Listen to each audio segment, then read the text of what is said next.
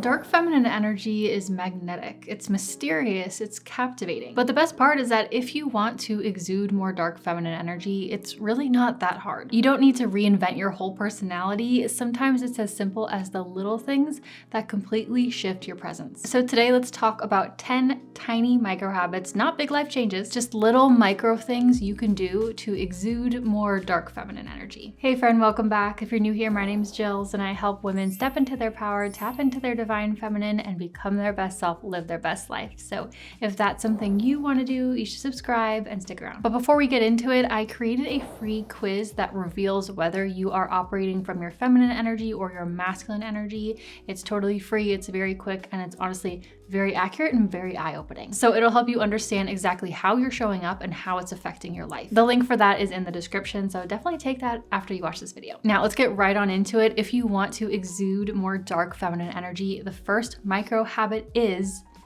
eye contact. Most people want to shy away from it, and do you know why?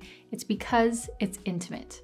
Eye contact is one of the most intimate things that can be shared between two people. Even something as simple as eye contact, it can feel vulnerable. There's an intensity to it. And so what happens is so often people look away. They fidget, they laugh, they try to soften it. But if you want to exude more dark feminine energy, lean into the intimacy instead of trying to escape it. Hold someone's gaze for just a second longer than what feels natural to you. Or stop trying to avoid the intimacy by laughing or fidgeting or darting your eyes around or playing with your hair. Here's why this matters, okay? Dark feminine energy is about being comfortable in the depths, the intensity, the mystery, the things that make people feel something. So when you can hold eye contact with someone without flinching, and you're comfortable with that, you're showing that you're not afraid of connection, that you're not afraid of intensity, that you're not afraid of being truly seen, and you're not afraid of seeing others deeply either. There's an undeniable seductive confidence in that, and even if this has nothing to do with a romantic connection, maybe you're having a conversation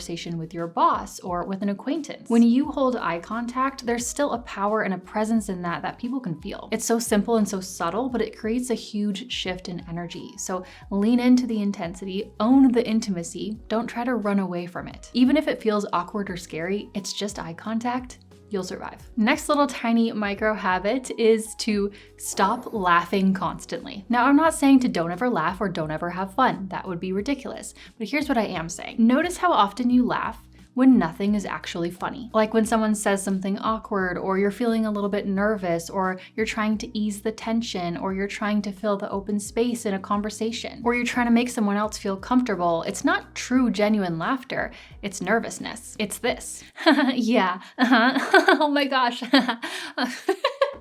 I literally can't do it without laughing. See, that's a genuine laugh. See how that feels? Like the constant laughing, like the like it's like I'm trying to escape the moment and I can't actually relax into it. Notice how it often makes the moment feel less authentic and less intimate. But if you want to exude dark feminine energy, you have to be comfortable in all types of energy, not just the happily, bubbly, laughing all the time, everything is fine energy. You're not performing for someone else, okay? So laugh at things that are genuinely funny, but do not just laugh and giggle constantly to ease the tension. And the thing is, when you're selective with your laughter, your laughs actually become much more meaningful. People notice whether you're genuinely amused or whether you're not, and there's realness to that, there's depth to that, there's intimacy to that. So all you have to do is save your laughter for what actually delights you. It makes you way more grounded, way more authentic, and also way more mysterious and intriguing. Next, if you want to exude dark feminine energy, lower the tone of your voice just slightly. Now, I'm not saying to fake it. Don't fake a sultry, deep voice that isn't yours. But what I want you to notice is this. We all naturally have two vocal tones that we generally speak from. There's a slightly higher one that we slip into when we're a little bit excited and we're bubbly, or even when we're nervous or when we're trying to get someone's attention. And then there's a slightly lower one that comes when we're feeling confident, when we're feeling grounded, when we're feeling calm, right? When we're speaking with certainty, when we're speaking with people that we're really comfortable with, when we're having deep conversations with someone we trust. Notice how they're both your voice, but one is a tad higher and one is a little bit lower. The higher one you can usually usually feel a little bit of tightness in your throat, where the lower one, it tends to feel a little bit more relaxed in your throat and in your neck. You can feel the difference. So neither one is better. But if you want to exude more dark feminine energy, lean into that relaxed lower register. It makes what you say sound way more confident. It makes you come across as more calm and grounded, and there's a little bit of a sultry edge to it. And when you speak from that lower relaxed place, people naturally want to lean in and listen, right? It's the difference between demanding attention and naturally drawing it in. So before you speak, take a breath, let your shoulders drop, relax your throat area a little bit, and let your voice come from that deeper, more confident place. It's still authentically you, but it just has a little bit of a sultry and confident edge to it. Next, teeny tiny habit. Don't rush to fill the silence. Most people hate silence. They get so awkward by it. Every time there is a little bit of a lull in the conversation, they start rambling, or they start fidgeting, or they start laughing, or they ask random questions they don't care about to keep the space filled. Not because they truly have something to say, but because the quiet feels awkward. Right? They're just talking to talk. But silence is a normal, natural part of a conversation. And if you want to exude more dark feminine energy, you don't need to run away from it. You can just let it be. Especially in a romantic situation, like let's say you're on a date. You don't need to be the one filling every single pause. Let that silence stretch out a little bit. Don't try to immediately fill it. See what he does. Let him fill it sometimes. Just relax into that moment, maybe make some eye contact, and see what he does. So instead of scrambling to cover every gap in the conversation, let your silence hang for just a beat or two. You know, during that time, take a sip of your drink, hold your eye contact, just let it be. Just sit in it. There's such a quiet confidence in this, and it shows intentionality for how you operate, how you speak, how you show up. It shows you're comfortable in both intimacy and awkwardness, in conversation and in quiet. Being at ease in the silence is such a subtle, dark feminine power move. Just try it. Now, another teeny tiny thing. Let's say that you are on a dinner date or you're having a conversation with someone. This is little, but sit back and relax in your chair instead of leaning forward. Now, I'm not saying to lean back like you're bored or disinterested or grumpy. You're still engaged. You're still making eye contact. Your body language is still open and warm. But instead of leaning forward into the conversation, you lean back in your chair. And when you sit back, you create this subtle shift where they have to lean into you. You're relaxed, you're present, but you're not doing all the work. You're not performing for someone. You're comfortable and confident in the moment. You're just relaxed. It is a very tiny posture change, but it communicates volumes. Sitting back signals, I'm not rushing to win you over. I'm comfortable letting you come to me. And that's the essence of dark feminine energy, right? You don't lean forward to grab. You lean back to magnetize and pull in. People will feel that contrast, and people will feel that subtle shift in energy from you, as long as you're not doing it from a cold, disinterested, grumpy place, right? There is something so magnetic about someone who is engaged but not eager, interested but not chasing. And again, this is so tiny, but you will feel the difference. The next micro habit is to add a dark feminine accent to your look. Think of it like a tiny alter ego shift. You don't need to change your whole style, but adding just one moodier, more sultry, more darker element, a little detail like a red lip or sleek hair or darker, moodier clothing or black-heeled leather boots, my favorite. It instantly changes the way you feel in your body. I don't make the rules, that's just how it is. It's not really about the lipstick or the outfit, it's about what those things pull out of you. This is known science that what you wear and how you present yourself actually affects how you think, feel, and behave. This is a literal scientific concept called enclothed cognition, where what you wear affects your psychology. So when you put on that red lipstick or when you put on those black leather high-heeled boots, you're not just changing up your style, you are activating a part of yourself. You are stepping into the more confident, the more sultry, the more grounded, dark feminine version of you. It's like having a shortcut to that dark feminine energy. Instead of having to think your way into becoming more magnetic, you use your appearance as a tool to get there faster. When I was learning about feminine energy for the first time many years ago, the first thing that I did was I changed the way I presented myself. I put on a dress sometimes. I put on something that made me feel a little sexy. I wore a little bit of makeup, or I presented myself in a way that made me feel more confident and more feminine. I did this because I was so disconnected from my feminine energy that I did not know how to connect to it in any other way. So those were the first things I did. I had so many blocks to being in my feminine that I needed to do that as a tool to try to bring out that energy in me again. And let me tell you, it did work. It made everything everything easier. Is my appearance naturally just gonna make me tap into feminine energy? No. But it's a tool and it can help you. You have that dark feminine energy inside of you. Even if you've been totally disconnected with it for a long time, it's still inside of you. And sometimes you just need a little bit of something to bring it out. So a bold lip, a sleek black dress, that one edgy accessory. Think of these things as like a switch, a tiny external detail that unlocks that dark feminine alter ego. Now next one, when something happens, when someone says something that annoys you, when you get unexpected news or your boss throws something at you last minute, your partner says something that triggers you, whatever.